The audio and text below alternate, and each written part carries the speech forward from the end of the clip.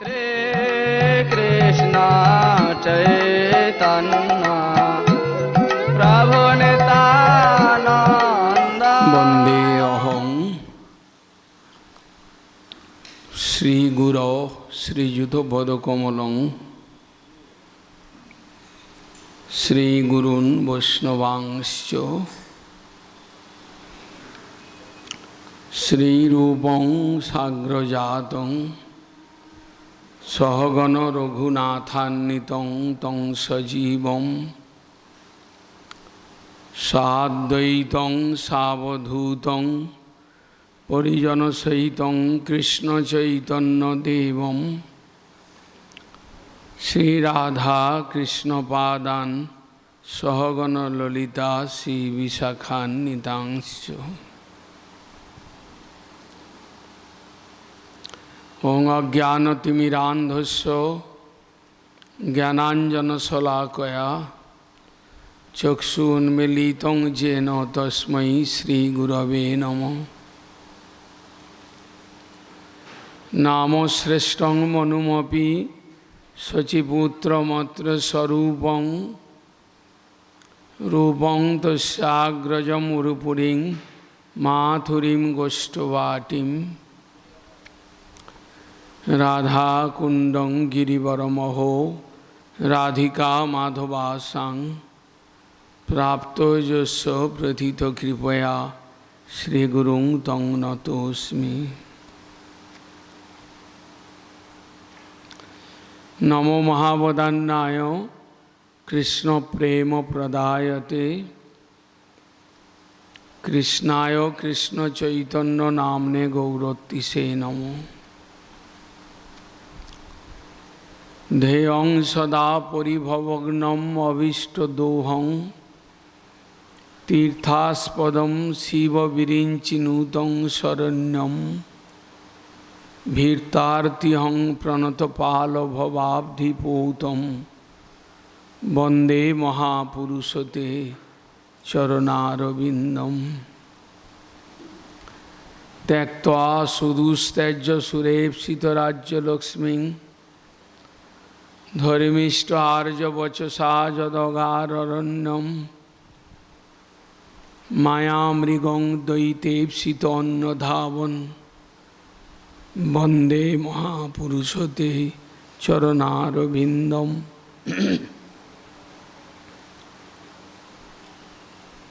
संसार सिंधु तरणे हृदयं यदि स्यात् संकीर्तनामृतरसे रमते मनश्चेत् प्रेमाम्बुधौ विहरणे यदि चित्तवृत्ति चैतन्यचंदचरणे शरणं प्रजातु।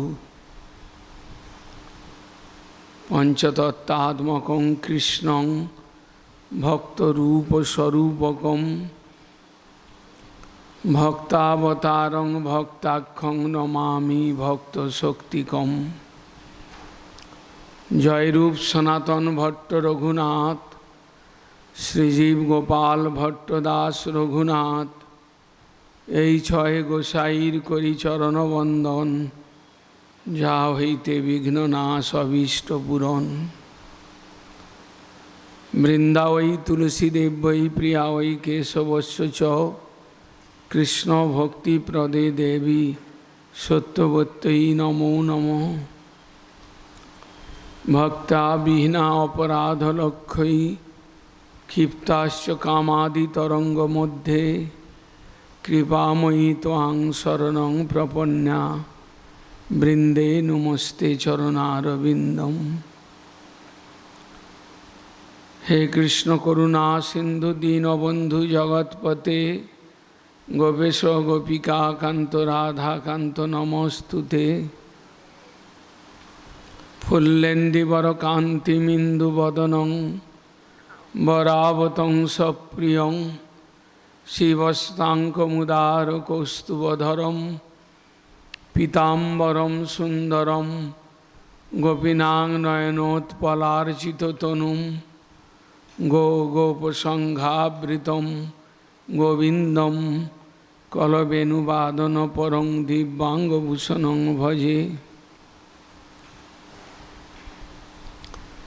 वरापिडाभिरामं मृदमदतिलकं कुण्डलाक्रान्तगण्डं कञ्जाक्षं कम्बुकण्ठं स्मितसुभगमुखं साधरे न्यस्तवेणुं श्यामं शान्तं त्रिभङ्गं रविकरवसनं भूषितं वैजयन्त्या वन्दे वृन्दावनस्थं युवतिशतवृतं ब्रह्मगोपालवेशं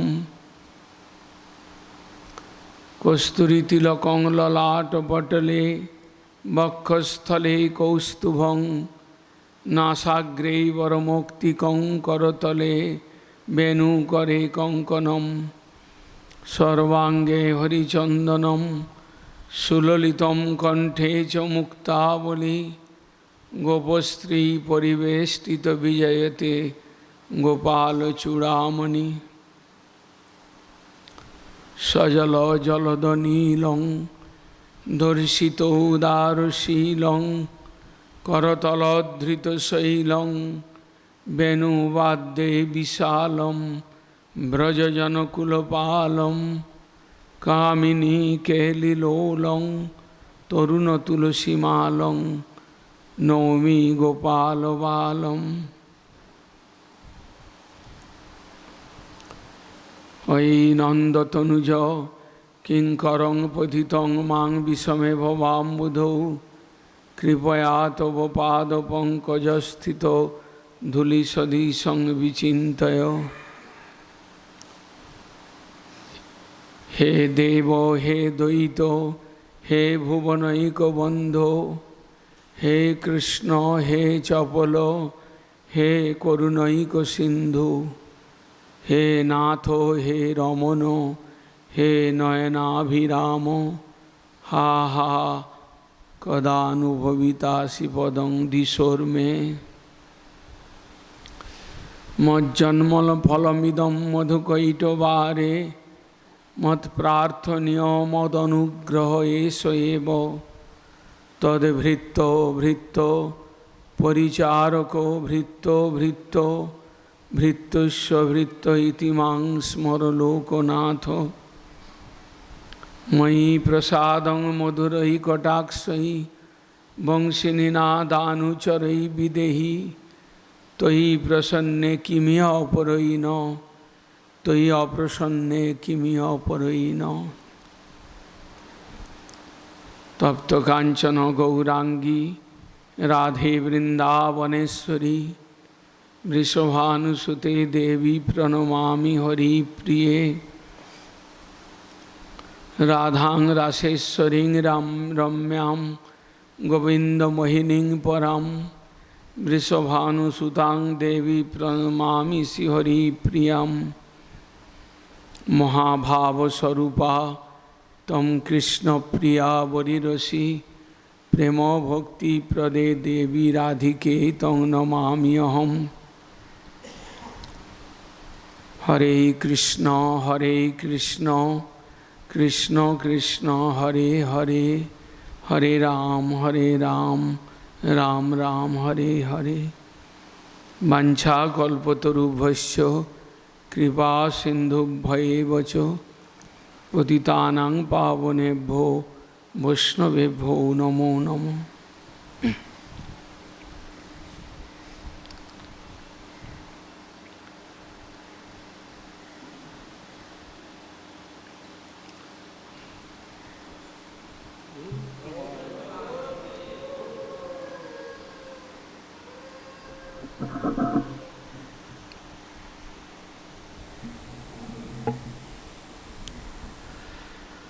परम आराध्यतम श्री श्री गुरुवर्गेर पाद पद्मेर कृपा भिक्षा करे बागबाजार गौड़ीय मठेर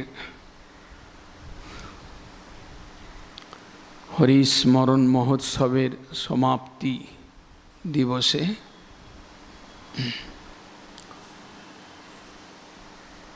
भागवत कथा सप्ताहेर समाप्तिते द्वादश स्कंधेर कथा श्रवण करे आत्मशोधन करार प्रयास करছি।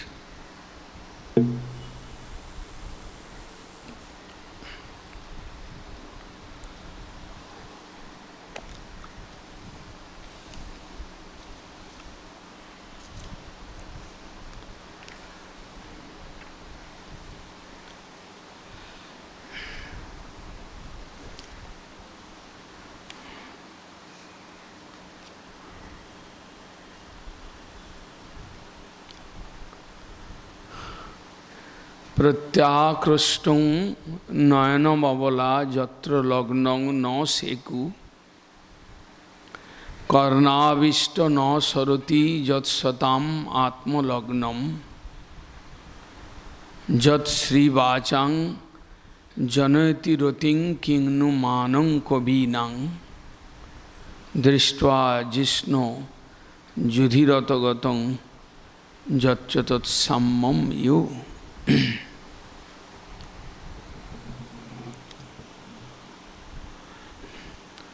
পরীক্ষিত মহারাজ বলছেন,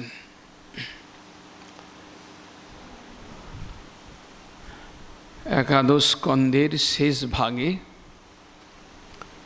যখন কৃষ্ণ নিজের লীলা সংবরণ করবার প্রসঙ্গ এলো,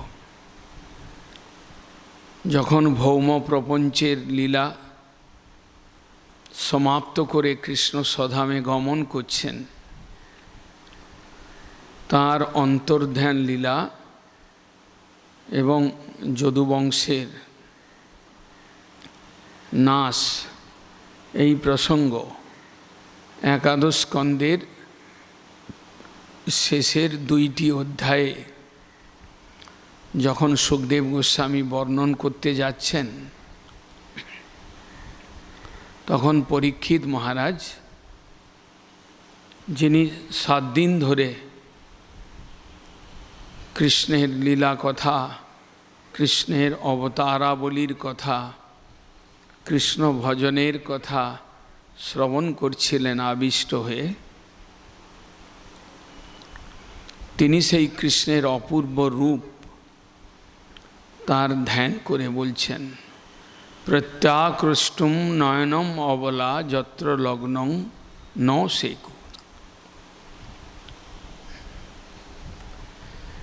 কৃষ্ণ চন্দ্র তিনি এমন একটি রূপ আবিষ্কার করেছিলেন, রূপ নিয়ে এই পৃথিবীতে এসেছিলেন ভৌম প্রপঞ্চে। নরলীলার অনুকূলে, নরলীলার উপযোগী এমন এক সুন্দর ত্রিভঙ্গ বঙ্কিম রূপ, বংশীধারী অপরূপ,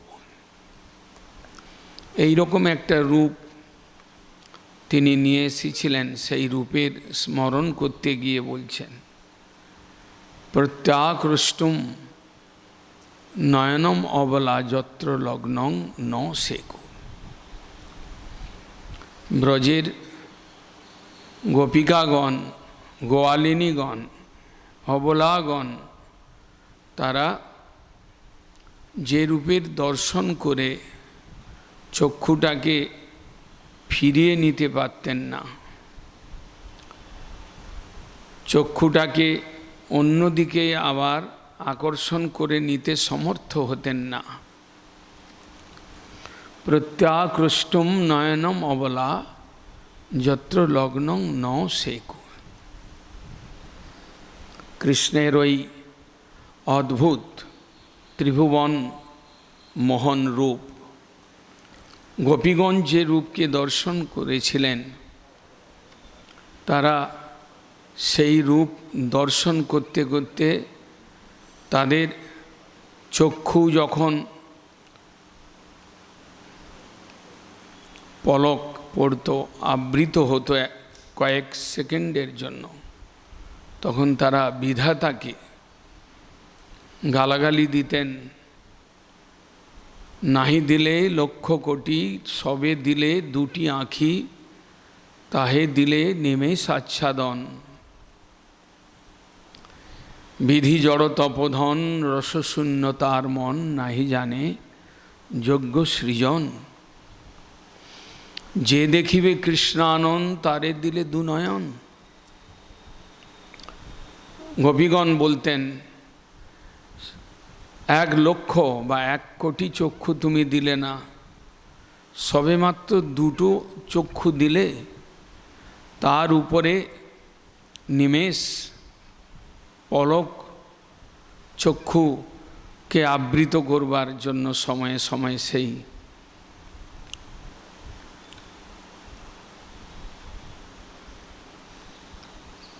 কৃষ্ণ দর্শনের বাধা স্বরূপ নিমেষ আচ্ছাদন, বিধি জড় তপোধন রসশূন্য তার মন, নাহি জানে যজ্ঞ সৃজন। বিধাতা তুমি সৃজন জানলে না ঠিক ঠিক,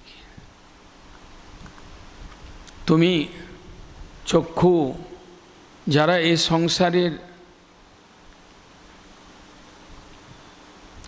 ছাই মাটি পাঁশ এগুলোকে দর্শন করবে, যারা রক্ত মাংস চামড়া দর্শন করবে, যারা সমস্ত দর্শনের মধ্যে নিজের ভোগ্য বস্তুর দর্শন করবে, তাদেরকে তুমি দুটো আঁখি দিলে, আর আমরা ভগবান কৃষ্ণকে দেখব। সেই মদন মোহনের দিব্য রূপ আমরা দেখব, যে রূপের এক কণ ভাষায় ত্রিভুবন। সেই রূপ দেখবার জন্য তুমি আমাদের দুটো চক্ষু দিলে। প্রত্যাকৃষ্টম নয়নম অবলা যত্র লগ্নং ন সেকু, কর্ণাবিষ্টং ন সরতি যৎ সতাম আত্মলগ্নম। সাধু পুরুষ সজ্জন তারা কৃষ্ণের কথা শুনতে শুনতে আবিষ্ট হয়ে যেতেন। কর্ণাবিষ্টং ন সরতি যৎ সতাম আত্মলগ্নম। সেই কর্ণের দ্বারা যার গুণ শ্রবণ করতে করতে মুনিগণ সাধুগণ তারা আত্মলগ্ন হয়ে যেতেন, তারা নিজেকে হারিয়ে ফেলতেন, কৃষ্ণেতে তাদের চিত্তটা আবেশিত হতো।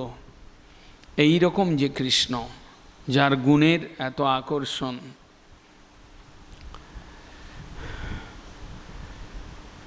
যৎ শ্রী বাচাং জনয়তি রতিং কিংন মানুং কবীনাং।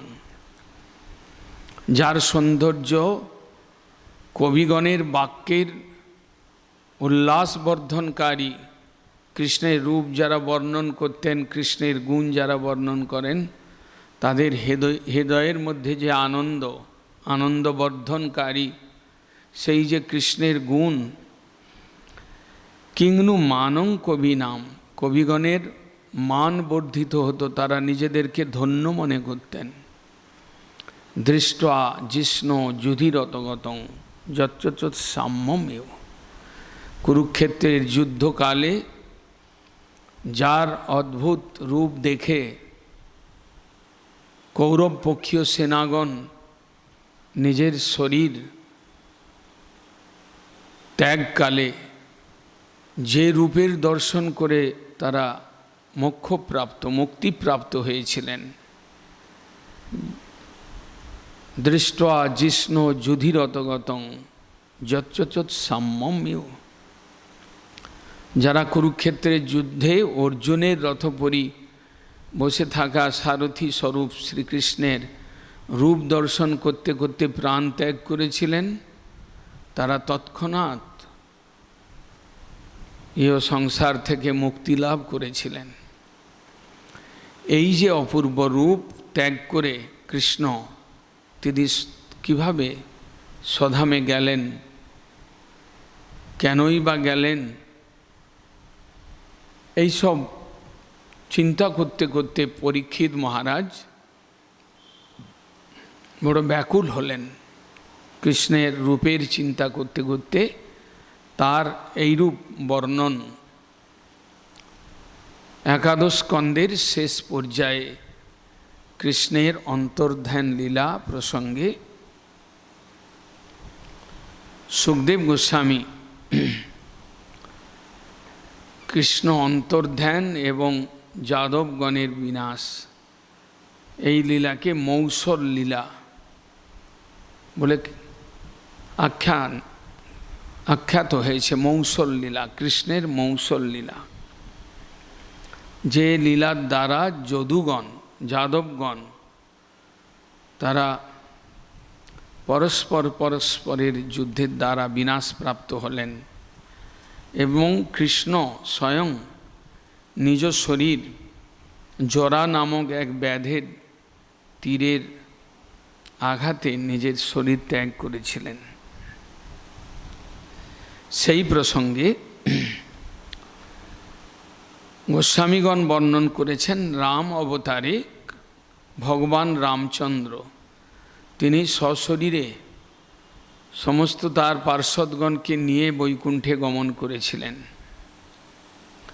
কৃষ্ণ ওই রূপটি করলেন না কেন? তার গূঢ় কারণ রয়েছে। তিনি মানুষের ন্যায় লীলা করে তিনি নিজের শরীর ত্যাগ করেছিলেন, কারণ পরবর্তী যুগ আসছে কলিযুগ। কলিতে মানবের চিত্তবৃত্তিহীন প্রবৃত্তির সংশয়যুক্ত বুদ্ধি, সেই কলির জীব যাতে ভ্রমিত হন, কলির জীব যাতে বিভ্রান্ত হন, সেই জন্য কৃষ্ণ তিনি তার লীলা সংবরণ করলেন সাধারণ মানুষের মতো। জরা নামক এক ব্যাধির দ্বারা তিনি আক্রান্ত হলেন। তিনি যখন যাদবগণ সব চলে গেলেন তখন তিনি বিষণ্ণ হয়ে একটি বৃক্ষের ডালের উপরে বসেছিলেন। তার চরণ পদ্ম ঠিক হরিণের মতো দেখতে লাগছিল। জরা নামক ব্যাধ সেই মুনিদের দ্বারা অভিশপ্ত যে শূল, তার শেষ ভাগ মুসল, তার দ্বারা তীর নির্মাণ করে তিনি কৃষ্ণের চরণে নিক্ষিপ্ত করেছিলেন হরিণ ভ্রমে, এবং সেই থেকে কৃষ্ণের অন্তর্ধান হয়। এই লীলা কলিযুগের জীব অবজানন্তি মাং মূঢ়া মানুষিং তনুমাশ্রিতম পরং ভাব অজানন্ত মম ভূত মহেশ্বরম। গীতাতে কৃষ্ণ অর্জুনকে বলেছিলেন যে মূঢ় ব্যক্তিগণ আমাকে জানতে পারে না, অবজানন্তি, তারা অন্যভাবে মানুষ শরীরধারী বলে আমাকে মনে করে, কিন্তু আমার দেহ চিদানন্দ ঘন, আমি যোগমায়ার দ্বারা আমার মানুষের ন্যায় শরীর নির্মাণ করে আমি এখানে এলেও আমার ভাব অজানন্ত, আমি অজ এবং আমি অনন্ত, আমি জন্মরহিত এবং আমি অনন্ত। এটা মূঢ় ব্যক্তিগণ বুঝতে পারে না।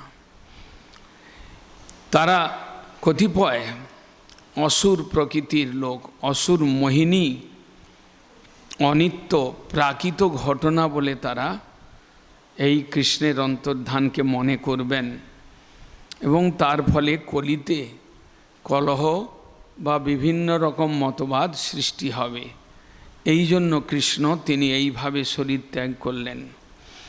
কলিযুগে প্রচ্ছন্ন অবতার শ্রী চৈতন্য দেব তিনি যখন এসে কলিযুগের প্রারম্ভে তিনি যখন প্রেম প্রকাশ লীলা এবং হরিসংকীর্তন প্রকাশ লীলা আবিষ্কার করেছিলেন, সেই সময় কোনো প্রসঙ্গে তিনি বলেছিলেন সনাতন গোস্বামীপাদকে লক্ষ্য করে, মৌসল লীলা আর কৃষ্ণ অন্তর্ধান, কেশাবতার আর যত বিরুদ্ধ ব্যাখ্যান, মহিষী হরণ আদি সব মায়াময়, ব্যাখ্যা শিখাইলা জয়ীছে সুসিদ্ধান্তময়।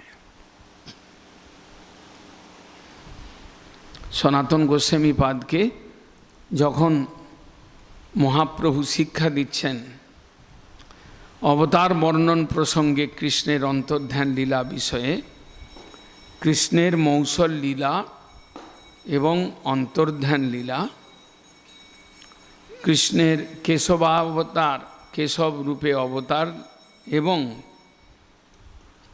মহিষী হরণ লীলা, যে সকল দ্বারকাপুরীর লীলা আমরা শ্রবণ করছিলাম, মথুরা লীলার অন্তে মহিষী হরণ লীলা, এগুলো সব মায়াময়। ভগবানের লীলা চিন্ময়, কিন্তু কিছু কিছু লীলা মায়া আশ্রিত করে তিনি করেন, বহির্মুখ অসুর প্রকৃতি জীবকে বঞ্চনা করবার জন্য। এবং এই যে বঞ্চনা, এটা না থাকলে কৃপা লীলা বা তার যে প্রকৃত লীলা, সেটা সাধুগণের কাছে ততখানি সুন্দর হয়ে ওঠে না। মহাজনগণও তারা কৃপা লীলা এবং বঞ্চনা লীলা করেন। কৃষ্ণ বা ভগবানের অন্যান্য অবতার তারাও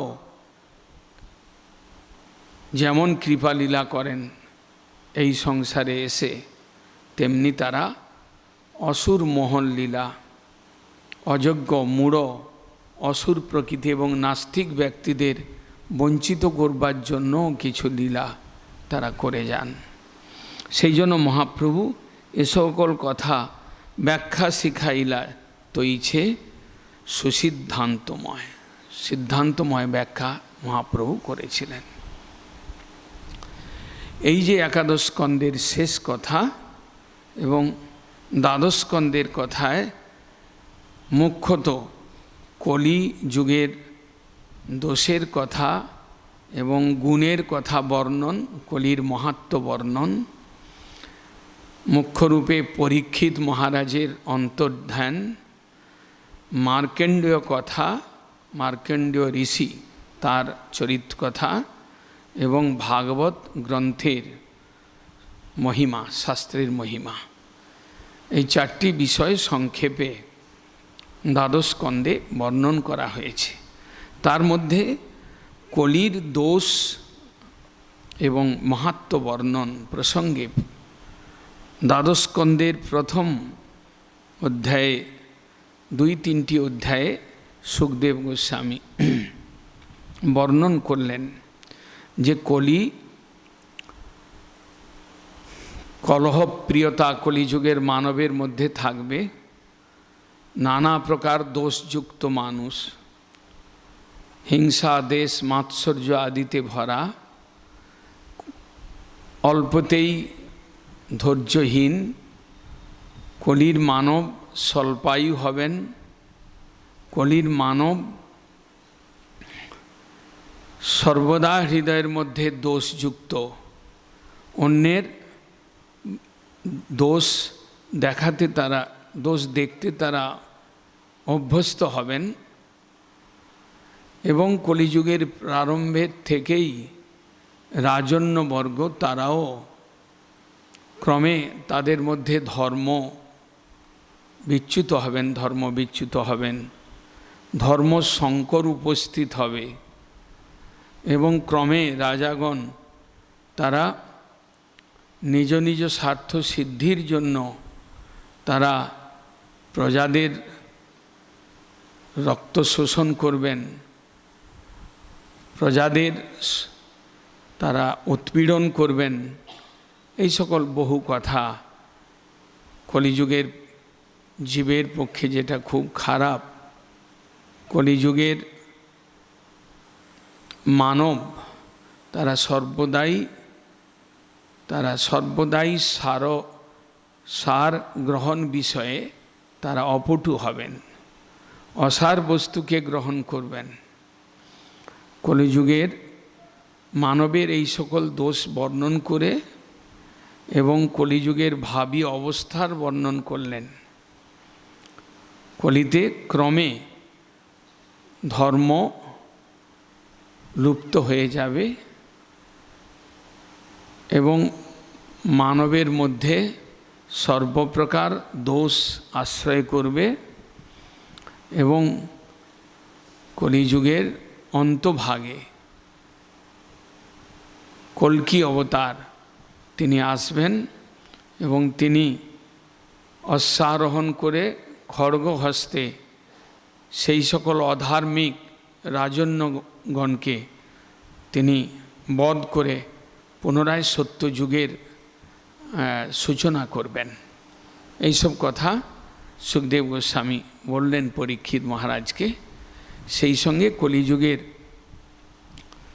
একটা সুবিধা বা গুণের কথা বললেন। সেই গুণটি হচ্ছে কলের দোষ নিধে রাজন ঝস্তি এক মহান গুণ কীর্তনাদেব কৃষ্ণস্য মুক্ত সঙ্গ পরং ব্রজেত। যেমন এক প্রভাবশালী রাজা, তিনি অপরপক্ষের বহু সৈন্যকে বধ করে জয়লাভ করতে সমর্থ হন, তেমনি কলিযুগের বহু দোষকে নষ্ট করে কলিযুগের একটা গুণ কীর্তনাদেব কৃষ্ণস্য, কৃষ্ণ কীর্তনের দ্বারা জীব সমস্ত প্রকার দোষ থেকে মুক্ত হয়ে পরম ধামে বা আনন্দের ধামে গমন করতে সমর্থ হবেন। কলের দোষ নিধে রাজন ঝস্তি এক মহান গুণ। কলি সমস্ত প্রকার দোষ যুক্ত, দোষের নিধি হলেও তার মধ্যে একটা গুণ দেখা যাবে যে কলিতে হরিকীর্তন প্রভাব বিস্তার করবে এবং হরিকীর্তন আশ্রয়কারী মানব সমস্ত প্রকার দোষ থেকে ক্রমে মুক্ত হয়ে পরম ধামে অর্থাৎ বৈকুণ্ঠ ধামে যেতে সমর্থ হবেন।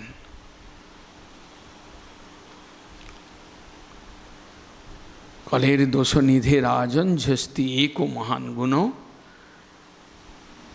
কীর্তনাদেব কৃষ্ণস্য মুক্ত সঙ্গ পরং ব্রজেত। হরিকীর্তনকে যারা আশ্রয় করবেন, হরিনাম যারা করবেন, তাদের ক্রমে সমস্ত প্রকার দোষ থেকে তারা মুক্তি লাভ করে তারা পরম ধামে যেতে পারবেন। এই প্রসঙ্গে বললেন আরেকটি কথা, যে কলিযুগের ধর্মের কথা। কৃতে যধ্যায়তে বিষ্ণু ত্রেতায়াং যজতে মখৈ দাপরে তু পরিচর্যায়াং কলৌ তদ্হরি কীর্তনাৎ। সত্যযুগে ধ্যান কৃতে যধ্যায়তে বিষ্ণু, সত্যযুগে বিষ্ণুর ধ্যান এবং ত্রেতা যুগে বিষ্ণুর যজ্ঞ, দাপর যুগে বিষ্ণু অর্চন এবং কলিযুগে কেবলমাত্র কৃষ্ণ নাম সংকীর্তন। এই চার যুগের ধর্ম, সেই প্রসঙ্গে কলিযুগের যুগধর্ম নাম সংকীর্তন, সেটাও ভাগবত ইঙ্গিত দিলেন। শ্রীমদ্ ভাগবতের দশম স্কন্ধে শেষ পর্যায়ে কলিযুগের যুগধর্ম নাম সংকীর্তন। কৃষ্ণ নাম সংকীর্তনের দ্বারা অন্য কোনো প্রকার ধ্যান, দান, ব্রত, যজ্ঞ কলিযুগে বিশেষ এফেক্টিভ হবে না। একমাত্র কৃষ্ণ কীর্তনের দ্বারা মানব সমস্ত দুঃসঙ্গ থেকে মুক্ত হয়ে পরম ধামে যেতে পারবেন। এই প্রসঙ্গ বলতে বলতে তারপরে সুখদেব গোস্বামী তিনি জীবের পক্ষে চরম উপদেশ বলছেন। সংসার সিন্ধুম অতি উত্তিতীর্ষ নান্যপ্লব ভগবত পুরুষোত্তমস্য লীলা কথা রস নিষেবনম অন্তরেণ পুংস ভবেদ বিবিধ দুঃখ দর্বাদিতস্য। সুখদেব গোস্বামী যিনি শাপভ্রষ্ট পরীক্ষিত মহারাজকে 7 দিন ধরে কৃষ্ণ কথা শোনাচ্ছিলেন, পরীক্ষিত মহারাজকে লক্ষ্য করে জীবের চরম বা পরম ধর্ম কি সেই সব বিষয়ে উপদেশ দিচ্ছিলেন। সেই উপদেশের সমাপ্তিতে তিনি বললেন, সংসার সিন্ধুম অতি উত্তিতীর্ষ নান্যপ্লব, যারা সংসার সমুদ্র থেকে উত্তীর্ণ হতে চান, যারা ভবসমুদ্র পার হতে চান, সংসার সিন্ধুম অতি দুস্তরম, এই সংসার সিন্ধু অতি দুস্তর, দুস্তর মানে কঠিন, পার হওয়া বড় কঠিন, ক্লেশময় এই সংসার, ত্রিতাপ দুঃখময় এই সংসার, অবিদ্যা অন্ধকারাচ্ছন্ন এই সংসার, এই সংসার থেকে যারা উত্তীর্ণ হতে চান, সংসার সিন্ধুম অতি দুস্তরম উত্তিতীর্ষ নান্যপ্লব, এটা অন্য কোনো নৌকা বা ভেলা নেই, নান্যপ্লব অন্য কোনো প্লব নেই, একমাত্র ভগবত পুরুষোত্তমস্য লীলা কথা রস নিষেবনম, ভগবানের তার লীলা বা যশের কথা, ভগবানের চরিত কথা, তার সেবন ব্যতীত, ভগবত পুরুষোত্তমস্য লীলা কথা রস নিষেবনম, ভগবানের কথা রস পান, অমৃত কথা, হরিকথামৃত পান ব্যতীত এই সংসার থেকে উত্তীর্ণ হওয়ার আর কোনো ভেলা বা নৌকা নেই। নান্যপ্লব ভগবত পুরুষোত্তমস্য লীলা কথা রস নিষেবনমন্তরেণ, ভগবানের কথা রস পান, অমৃত কথা, কথামৃত পান ব্যতীত আর কোনো নৌকা নেই। পুংস ভবেদ বিবিধ দুঃখ দর্বাদিতস্য, মানব এই সংসারে বিবিধ দুঃখের দ্বারা গ্রস্ত, দুঃখের সমুদ্রের মধ্যে পতিত হয়ে হাবুডুবু খাওয়া মানবের পক্ষে ভগবান সচ্চিদানন্দ ঘন লীলা পুরুষোত্তম তার যশ কথা, তার লীলা কথা, কথারূপ রস পান ব্যতীত আর কোনো নৌকা বা ভেলা নেই। সুখদেব গোস্বামীর চরম উপদেশ, এবং তিনি তাই করলেন, পরীক্ষিত মহারাজকে ভগবত কথা প্রসঙ্গের মধ্যে 7 দিন তাকে ডুবিয়ে রেখে পরীক্ষিত মহারাজকে উদ্ধার করলেন। পরীক্ষিত মহারাজের নির্জান প্রসঙ্গে বলছেন যে কেন উপায়েন কলির দোষান নাশয়িষ্যন্তি, কি উপায়ে কলির দোষকে নাশ করা যায়। হিংসা, দেশ, মাৎসর্য, কাম, ক্রোধ আদি আমাদের মধ্যে যে সকল কলির দোষ প্রবেশ করে রয়েছে, কিভাবে এটার নাশ করে মানুষ উদ্ধার পেতে পারে। দ্রব্য দেশ মনসু শুদ্ধির অভাবেন চিত্তস্য স্মৃতি, এমন কোনো উপায় নেই কলিযুগে যে দ্রব্য শুদ্ধ বা দেশকাল পাত্রের শুদ্ধির অভাব রয়েছে। কলিযুগের জীবের মন, মানসিক অবস্থাও কুটিল এবং কুসংস্কারযুক্ত, হিংসা প্রবণতা এ সকল রয়েছে। তার জন্য এই মনের শুদ্ধি বা চিত্তের শুদ্ধি দরকার। দ্রব্য শুদ্ধির অভাব রয়েছে, মনের মধ্যে কালিমা রয়েছে, এর থেকে শুদ্ধ হতে গেলে একমাত্র চিত্তশুদ্ধি দরকার। সেই চিত্তশুদ্ধির একমাত্র পথ হরের নামানুকীর্তনম, কৃষ্ণ নামের কীর্তন, কৃষ্ণ নামের অনুশীলন, কৃষ্ণ নামের স্মরণ, কৃষ্ণ নামের কীর্তন, কৃষ্ণ কথার শ্রবণ, এটা বললেন। সেই প্রসঙ্গে বলছেন যে পরীক্ষিত মহারাজ, যিনি 7 দিন ধরে নিরাহার এবং জল পর্যন্ত আহার না করে বসে রয়েছেন, কথা প্রসঙ্গে বলেছেন যে সুখদেব গোস্বামী পরীক্ষিত মহারাজ, যিনি জল পর্যন্ত পান করেন নাই, বসে রয়েছেন 7 দিন, সুখদেব গোস্বামীর মুখ থেকে, মুখারবিন্দ থেকে অমৃতময় কথা শ্রবণ করছেন। কোনো স্থানে তিনি মাঝখানে বলেছেন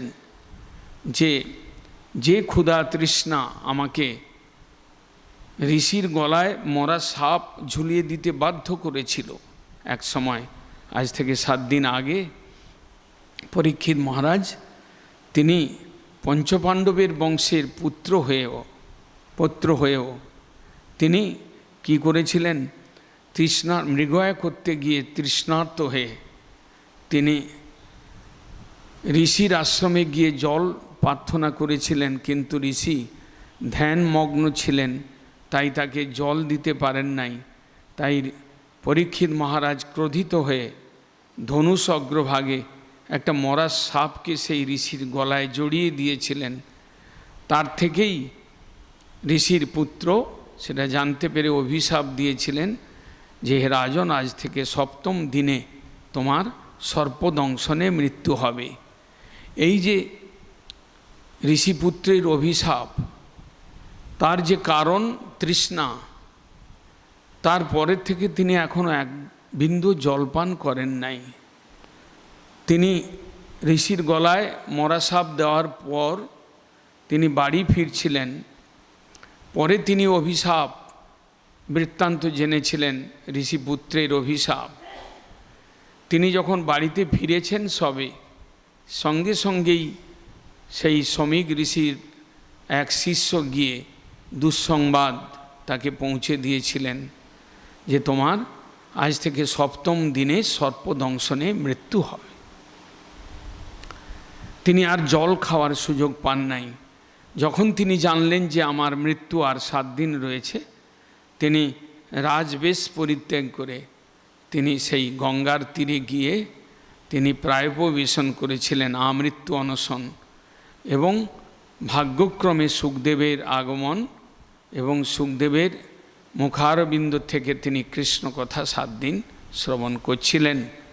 করতে করতে যখন 7ম দিন পূর্ণ হলো, যখন পরীক্ষিত মহারাজের মৃত্যুর সময় এলো, তৎপূর্বেই সুখদেব গোস্বামী তাকে শেষ কথা বলে তিনি আজ্ঞা নিয়ে বেরিয়ে গেলেন।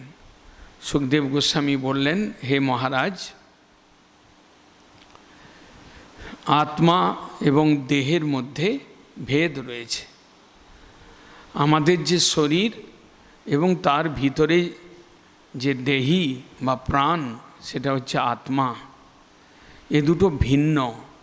দেহের মৃত্যু রয়েছে কিন্তু আত্মার মৃত্যু নেই।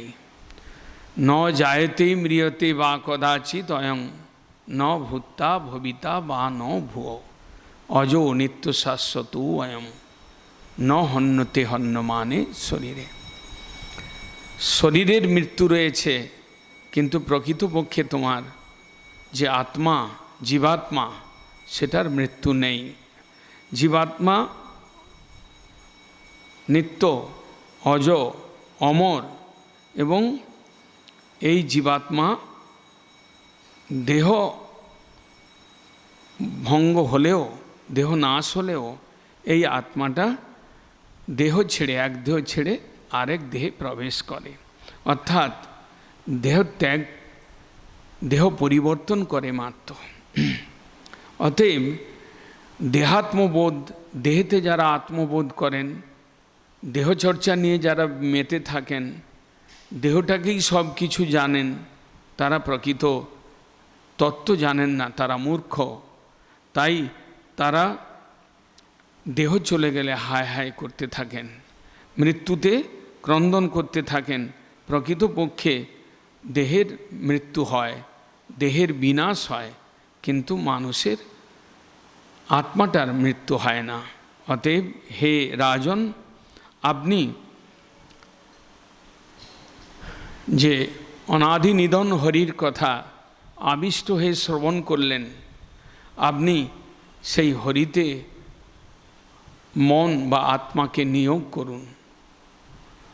দেহ যাবেই, দেহকে কেউ ধরে রাখতে পারবে না, কিন্তু আপনি প্রকৃতপক্ষে দেহ নন, আপনি আত্মা এবং আপনার মৃত্যু নেই।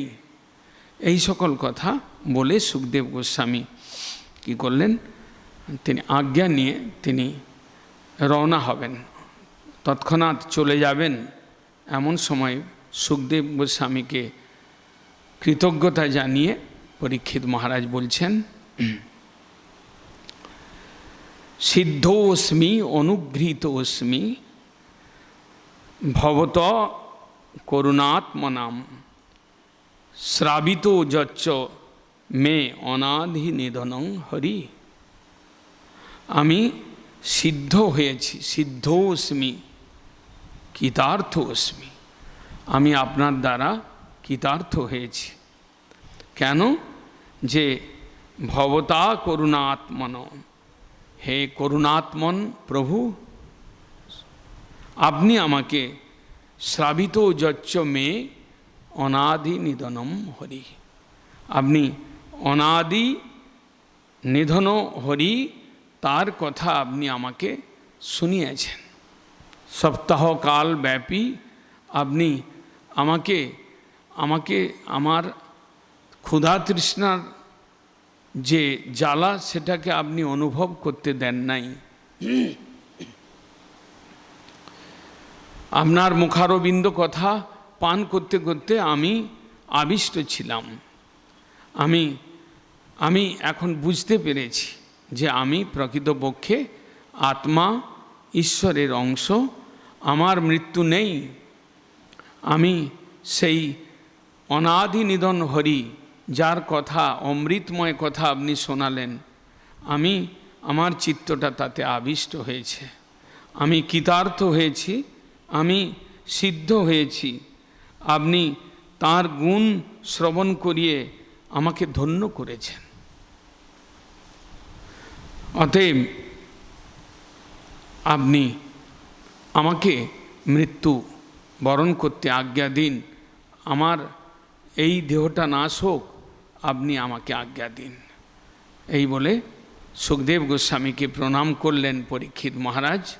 সুখদেব গোস্বামী তৎক্ষণাৎ, যিনি গোদহন কাল মাত্র কোনো গৃহীর বাড়িতে থাকতেন, যিনি মুক্ত পুরুষ ছিলেন, যিনি হরিকথায় আকৃষ্ট হয়ে পরীক্ষিতের জন্য 7 দিন অবস্থান করেছিলেন, যার মাধ্যমে ভাগবত আবির্ভূত হওয়ার ছিল, যার মাধ্যমে ভাগবত কথা আবির্ভূত হলো, সেই সুখদেব গোস্বামী তিনি পরীক্ষিতের দ্বারা অভিনন্দিত হয়ে তিনি চলে গেলেন।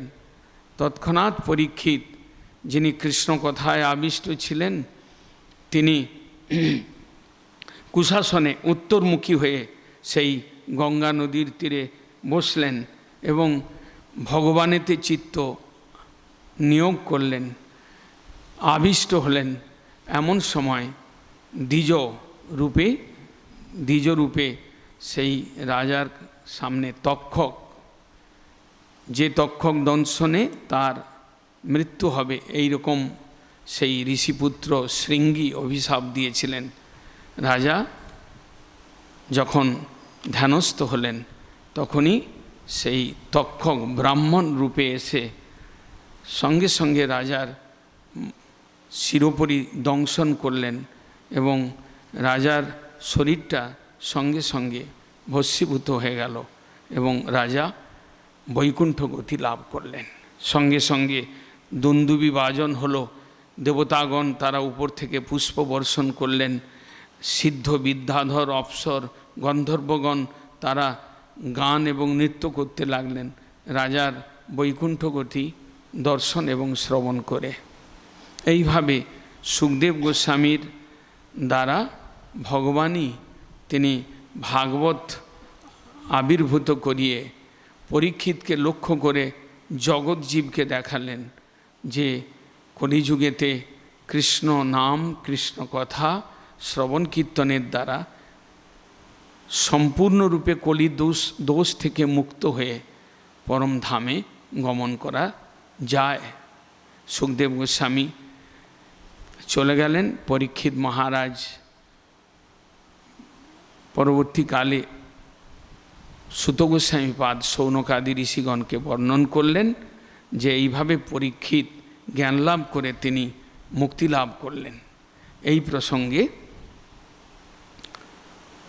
গোস্বামীগণ আরও কিছু বর্ণন করেছেন যে যিনি পঞ্চপাণ্ডবের বংশে এসেছিলেন, যিনি মৃত্যুর সময়ে, যিনি জন্মের সময়ে কৃষ্ণকে দেখেছিলেন মাতৃগর্ভে, উত্তরার গর্ভে যখন ছিলেন তিনি, তখন অশ্বত্থমার ব্রহ্মাস্ত্র নিক্ষেপ, তার ফলে উত্তরা দেবী কৃষ্ণ কৃষ্ণ বলে, রক্ষ কৃষ্ণ বলে তিনি আর্তস্বরে ডেকেছিলেন।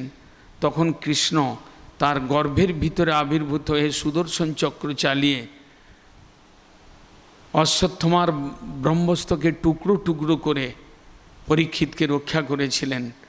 সেই পরীক্ষিত মহারাজ যিনি জন্মকালে মাতৃগর্ভে ভগবানকে দর্শন করেছিলেন এবং জীবিতকালে 7 দিন পর্যন্ত সুখদেবের কাছ থেকে সেই কৃষ্ণের নাম রূপ গুণ লীলার কথা শ্রবণ করেছিলেন, কথার দ্বারা পূর্ণরূপে দর্শন করেছিলেন।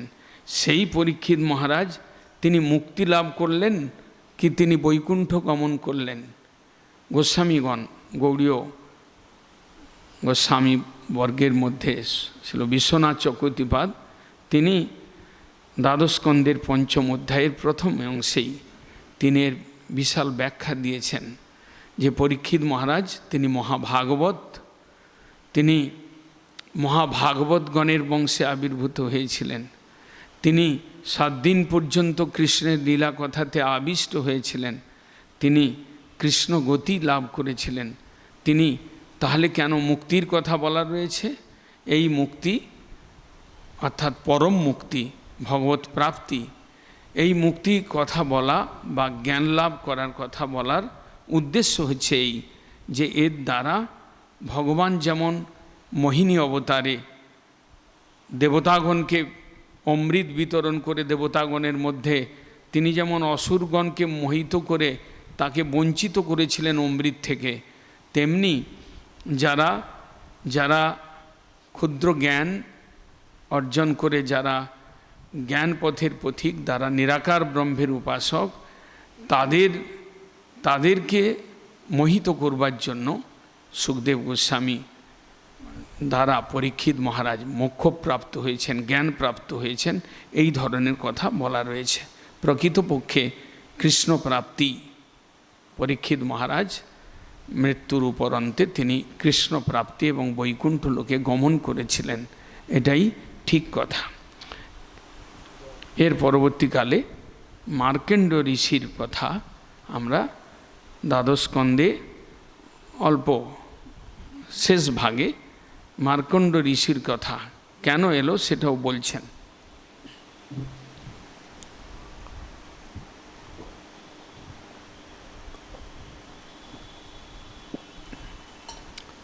সুত শৌনক সংবাদ এখানে শেষ হতে চলছে। দ্বাদশ স্কন্ধের লাস্টের কয়েকটি অধ্যায় সুত গোস্বামীপাদ শৌনক ঋষিকে বলছেন ভাগবতের প্রথম দিকের কথা, সুত শৌনক কথা এবং লাস্টের দিকের কথা, এগুলো ভাগবতেরই অঙ্গ, পূর্বে ছিল না, সংযুক্ত হয়েছে। এবং বর্ণন করেছেন গোস্বামীগণ যেমন একটা যজ্ঞ হলে যজ্ঞের পূর্বে যে স্থান লেপন এবং সাজানো গোছানো, এটা যেমন যজ্ঞেরই একটা অঙ্গ, এবং যজ্ঞের সমাপ্তিতে সেই সকল দ্রব্য পরিষ্কৃত করা, এটা যেমন যজ্ঞেরই একটা অঙ্গ, তেমনি ভাগবতেরই একটা অঙ্গ এই প্রথম অংশে সুত শৌনক সংবাদ এবং শেষ ভাগে সুত শৌনক সংবাদ। সুত গোস্বামীপাদ তিনি শৌনকাদি ঋষিগণকে এই সকল কথা পরীক্ষিত মহারাজের নির্মুক্তির কথা শোনাচ্ছিলেন, ভাগবতের কথা শোনাচ্ছিলেন। লাস্ট পর্যায়ে শৌনক ঋষি মার্কণ্ড ঋষির কথা শুনতে চাইলেন। তার কারণ শৌনক ঋষির বংশেতেই মৃকণ্ড সুত মার্কণ্ড এসেছিলেন। শৌনক ঋষি সেই বংশেই এসেছিলেন, তাই তিনি সেই মহাযশস্বী এবং তপস্বী সেই মার্কণ্ডের কথা শুনতে চাইলেন। তখন কথা প্রসঙ্গে শৌনকের প্রশ্নের উত্তরে তিনি সুত গোস্বামীপাদ বললেন যে মৃকণ্ড সুত যে মার্কণ্ড, তিনি আবির্ভূত হওয়ার পর ব্রাহ্মণ সংস্কার আদি এবং বেদ অধ্যয়নের পরে গুরুকুলে বাস এবং পরে অযুত বৎসর তপস্যা করেছিলেন, হরির আরাধনা করেছিলেন। হরি আরাধনাটাই হচ্ছে মূল শিক্ষণীয় বিষয়। ভাগবত শুরু থেকে শেষ পর্যন্ত যা কিছু উপদেশ করেছেন তার মুখ্য তাৎপর্য হচ্ছে হরি আরাধনা। মৃকণ্ড সুত মার্কণ্ড তিনি অযুত বৎসর তিনি কি করেছিলেন? হরি আরাধনা করেছিলেন তপস্যার দ্বারা। যোগ বলে প্রায় 6 কল্প তিনি বাস করেছিলেন এবং সপ্তম মন্বন্তরে দেবরাজ ইন্দ্র গন্ধর্বকে নিয়ে, অপ্সরাগণকে নিয়ে সেই মার্কণ্ডের তপস্যা ভঙ্গ করবার জন্য এসেছিলেন, চেষ্টা করেছিলেন মার্কণ্ড ঋষির তপস্যা ভঙ্গ করবার জন্য, কিন্তু কোনোভাবেই সমর্থ হন নাই। কামদেবকেও পর্যন্ত প্রেরণ করেছিলেন ইন্দ্র, কিন্তু তাতেও মার্কণ্ডের তপস্যা বা তার যে তপস্যা ভঙ্গ করতে পারেন নাই।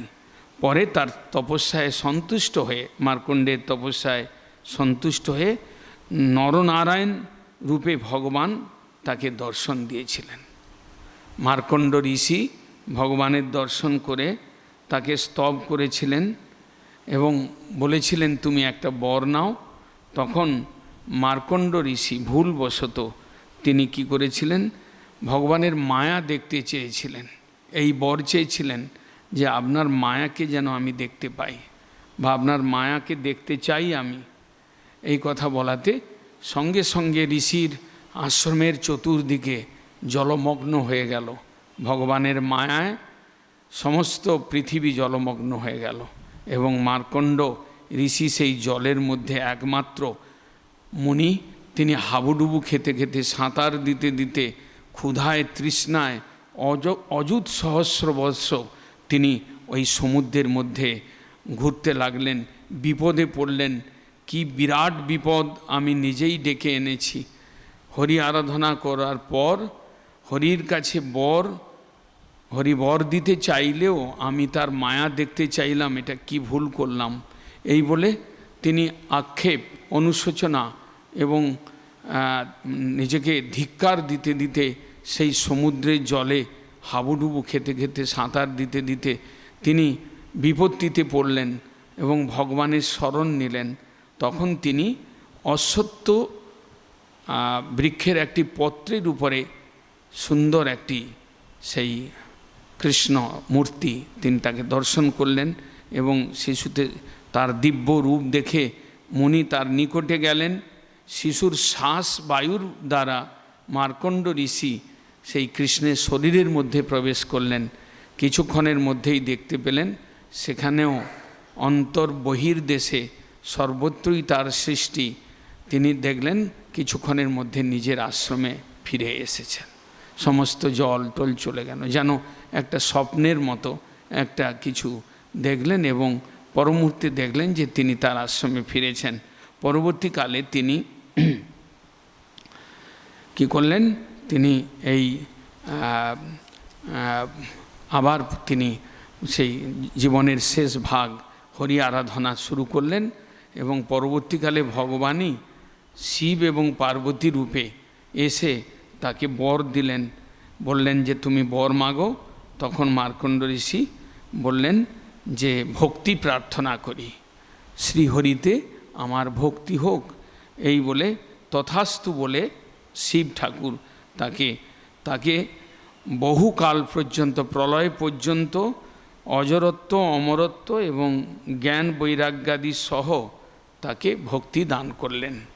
সেই মার্কণ্ড ঋষি চরিত্র, অদ্ভুত চরিত্র, শৌনক ঋষি এটা শুনতে চেয়েছিলেন, তাই মার্কণ্ড ঋষির চরিত্র সুত গোস্বামীপাদ বর্ণন করলেন। এরপরে ভাগবত গ্রন্থের মহিমা শেষ পর্যায়ে সুত গোস্বামীপাদ তিনি শৌনকাদি ঋষির কাছে বর্ণন করবেন। সেই প্রসঙ্গে বলছেন, ভাগবতের মহিমা প্রসঙ্গে,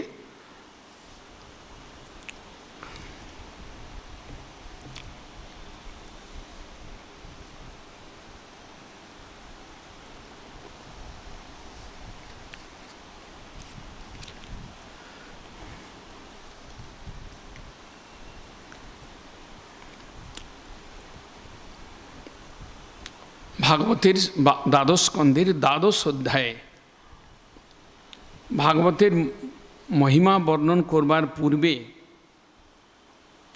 হরি সংকীর্তন বা হরি নাম কীর্তনের যে মহিমা সেটা বর্ণন প্রসঙ্গে তিনি সুত গোস্বামীপাদ শৌনকাদি ঋষিগণকে বলছেন, পতিত স্খলিত চ আর্ত ক্ষুত্বা বা বিবশ অগ্নিনন হরয়ে নম ইতি উচ্চই মুচ্যতে সর্বপাতকাৎ।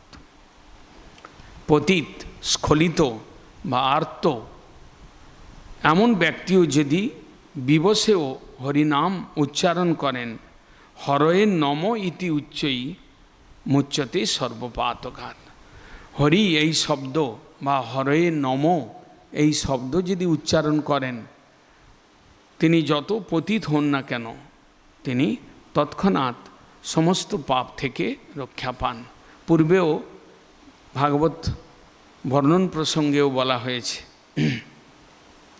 যে যখন অজামিল উপাখ্যানের কথা হচ্ছিল তখন বলা হয়েছে যে হরি নামটা যদি বিবশেও গ্রহণ করা যায় তাহলে তিনি সর্বপাপ থেকে মুক্ত হতে পারেন।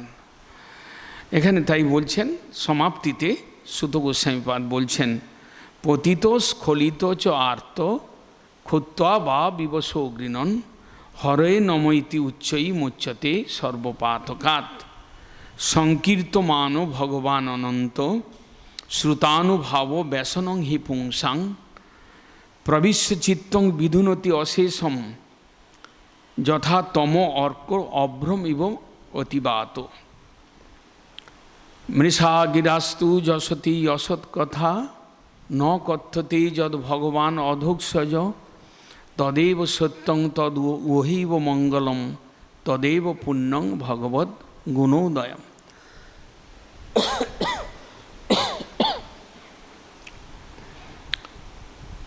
ভগবান অনন্তের নাম যদি কীর্তিত হয় তাহলে মানুষের সমস্ত প্রকার কামনা বাসনা মুক্ত হয়ে ভগবান তার চিত্তকে ধৌত করেন এবং তিনি সম্পূর্ণ পবিত্রতা লাভ করে তিনি ঈশ্বর প্রাপ্তির যোগ্য হন। মৃষা গিরাস্তু যশতি অসৎ কথা, মিথ্যা কথা যেটা হরি সম্বন্ধে হয় না। মৃষা গিরাস্তু যশতি অসৎ কথা ন কথ্যতে যদ ভগবান অধোক্ষজ। যে কথার মধ্যে ভগবানের কথা নেই, ভগবানের প্রসঙ্গ নেই, সেটা মিথ্যা কথা এবং সেটাই সত্য, তার দ্বারাই আমাদের মঙ্গল। যে কথার মধ্যে ভগবানের গুণ রয়েছে, তদেব রম্যং রুচিরং নবম নবম তদেব সৎসৎ মনস মহোৎসবম তদেব শোকার্ণব শোষণম নিনাম যদ উত্তম শ্লোক যশ অনুগীয়তে। সেটাই সত্য, সেটাই রম্য, সেটাই নবনব আস্বাদন করায়, রুচি উৎপন্ন করায়, সেটাই মানবের মনের মহোৎসব স্বরূপ হয়, যার দ্বারা হরি কীর্তিত হয়। এবং যদি হরি কীর্তিত হন তাহলে শোকার্ণব শোষণম নিনাম, অর্থাৎ মানবের সমস্ত জন্মজন্মের শোক রাশি, দুঃখ রাশি, পাপ রাশি সেগুলোকে শোষিত করে। হরি কথা বা হরি কীর্তন মানবের শোকার নব শোষণম, শোক সমুদ্রকে শোষণ করতে সমর্থ। এবং এটা ভাগবতের একটা শিক্ষা যে হরি কথা কীর্তন যার দ্বারা মানব জীবনের অনন্ত দুঃখের থেকে নিবৃত্তি পেতে পারেন। যদ উত্তম শ্লোক যশ অনুগীয়তে, যখন উত্তম শ্লোক ভগবান উদ্গত তম যস্মাৎ ইতি উত্তম,